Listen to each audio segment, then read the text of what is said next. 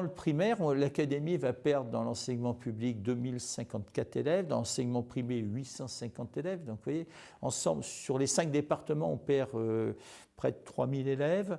La Loire-Atlantique est le seul département qui continue à gagner des effectifs.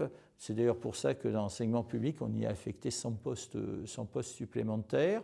Alors c'est vrai que nous avons reçu 152 postes supplémentaires dans l'enseignement public pour faire face à la baisse des 2054 élèves et que ceci nous a permis aussi de dédoubler sans difficulté les 53 classes de CP.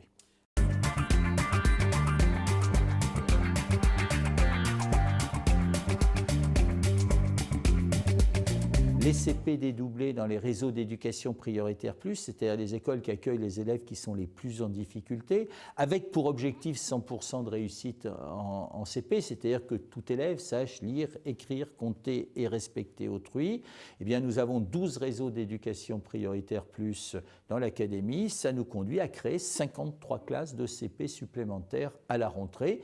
Nous y affectons des enseignants qui sont des enseignants expérimentés. Et puis, il y a dans ce domaine-là aussi une dimension pédagogique, c'est-à-dire que ces enseignants vont être toute l'année avec des actions de formation, donc pour la pédagogie appliquée à ces classes de CP qui sont dédoublées.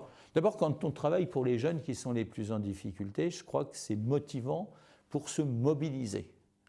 Et puis, il y a une vraie réactivité des communes d'une part et puis de l'éducation nationale d'autre part. Au niveau national, il y a 86% des classes qui seront effectivement dédoublées. C'est-à-dire qu'il y aura véritablement 2 classes dans 2 salles différentes. Il y a des endroits où c'était un peu plus compliqué. Vous voyez, il y a eu une vraie mobilisation des collectivités de l'éducation nationale.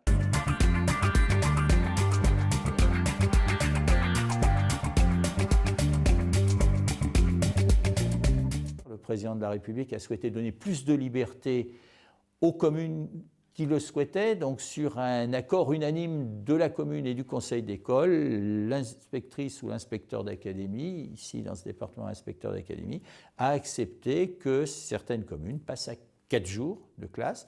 Dans ce département de la Loire-Atlantique, ça ne concerne que 2 communes, la ville de Nantes ayant choisi de garder le système actuel qui donne satisfaction autour de 4 jours et demi de classe.